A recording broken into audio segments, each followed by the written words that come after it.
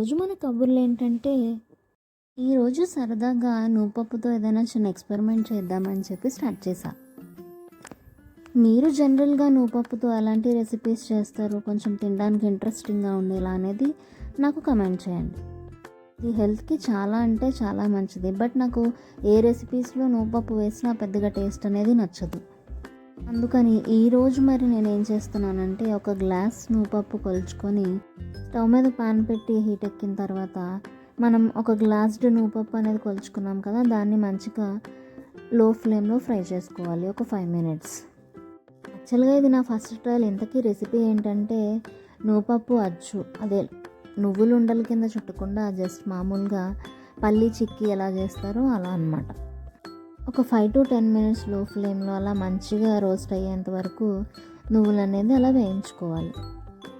ఈ నువ్వులకి చాలా nutritional values ఉంటాయి. అందుకని చెప్పి ఇంటేక్లో ఎలాగన్నా తీసుకోవాలి అనేసి ఈ స్వీట్ అనేది రెడీ చేస్తున్నాం. మరి వీడియో ఎండ్ వరకు చూసేయండి, అసలు ఈ పల్లి చిక్కీ వచ్చిందా రాలేదా అనేది మీకు తెలుస్తుంది. నెక్స్ట్ వచ్చేసి మనం ఏ గ్లాస్తో అయితే నువ్వులు అనేది తీసుకున్నామో సేమ్ అదే గ్లాస్తో సేమ్ అంతే క్వాంటిటీలో బెల్లం. ఇవి మంచిగా రోస్ట్ అయిన తర్వాత ఒక ప్లేట్లోకి తీసి చల్లారబెట్టుకోవాలి. నేను ఫస్ట్ టైం చేస్తున్నా కాబట్టి చాలా కొంచెం అంటే కొంచెం ట్రై చేశాను ఫస్ట్. ఇప్పుడు సేమ్ ఒక గ్లాస్ నువ్వులకి ఇంకొక గ్లాస్ బెల్లం యాజ్ ఇట్ ఈస్ తీసుకొని స్టవ్ మీద ప్యాన్ పెట్టుకొని మంచిగా హీట్ అయిన తర్వాత ఒక 2 tablespoons గీ వేసి నెయ్యి వేసుకొని, నెయ్యి మంచిగా కరిగిన తర్వాత ఇందాక మనం కొలుచుకున్న బెల్లం అనేది ఉంది కదా ఒక గ్లాస్, ఆ గ్లాస్ బెల్లం అనేది లో ఫ్లేమ్లో స్టవ్ మీద పెట్టుకుని మంచిగా కరిగేంత వరకు బెల్లాన్ని కరిగించుకోవాలి, అసలు వాటర్ వేయకుండా. ఇలా మంచిగా బెల్లం అంతా తురుముకున్నది వేసుకుంటే మీకు ఈజీగా అనేది మిక్స్ అయిపోతుంది.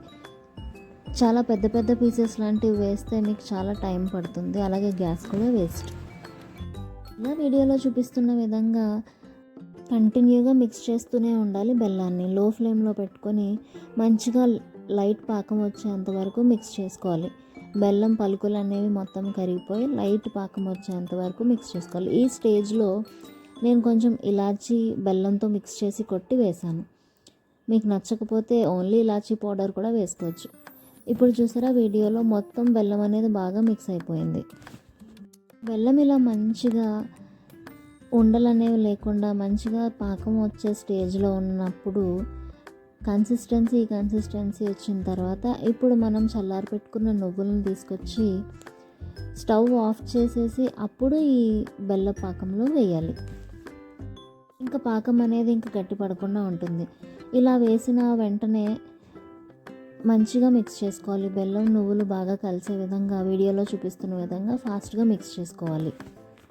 వేడి మీద ఎంత మిక్స్ చేసుకుంటే అంత బాగుంటాయి పల్లి చిక్కీ.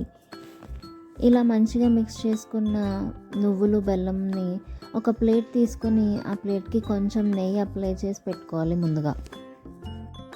ఇలా మంచిగా నెయ్యి రాసుకున్న ప్లేట్లోకి ఇప్పుడు కొంచెం వేడిగానే ఉంటుంది, కేర్ఫుల్గా ఈ ప్లేట్లోకి ఫ్లిప్ చేసుకోవాలి. ఇందాక మనం మిక్స్ చేసుకున్న నువ్వుల బెల్లం మిక్స్చర్ అనేది చల్లగా అయిపోయేంత వరకు ఉండకుండా కొంచెం వేడిగా ఉన్నప్పుడే ఆ మిశ్రమాన్ని ప్లేట్లోకి షిఫ్ట్ చేసుకోవాలి. ఒక గరిటె తీసుకుని ఈవెన్గా మనం స్ప్రెడ్ చేసుకోవాలి. కొంచెం ఎంత థిన్గా కావాలంటే అంత థిన్గా స్ప్రెడ్ చేసుకోవాలి. ఖచ్చితంగా గీ అయితే అప్లై చేయాలి. కొంచెం వేడిగా ఉంది కాబట్టి కేర్ఫుల్గా మనకి చేతులు అవి కాలకుండా నీట్గా అడ్జస్ట్ చేసుకోవాలి. కొంచెం ఇలా హ్యాండ్తో ప్రెస్ చేసినట్లయితే అచ్చు అనేది పర్ఫెక్ట్గా ఒకే థిక్నెస్తో వస్తుంది. ఇలా వేడి మీద కొంచెం నైఫ్ తీసుకొని చిన్న చిన్న చిక్కీస్ మోడల్స్లో ఇలా ఘాట్లు పెట్టుకొని ఉంచుకోవాలి. అప్పుడు మనకి విరగొట్టడానికి చాలా ఈజీగా ఉంటుంది చిక్కీని. వేడి చల్లారేంత వరకు ఒక 5 hours అలా రెస్ట్ ఇస్తే తర్వాత పల్లి చిక్కీలు అనేవి ఈజీగా వస్తాయి. డ్రై అయిన తర్వాత చిక్కీ వీడియో అనేది రికార్డ్ అవ్వలేదు. Thanks for watching.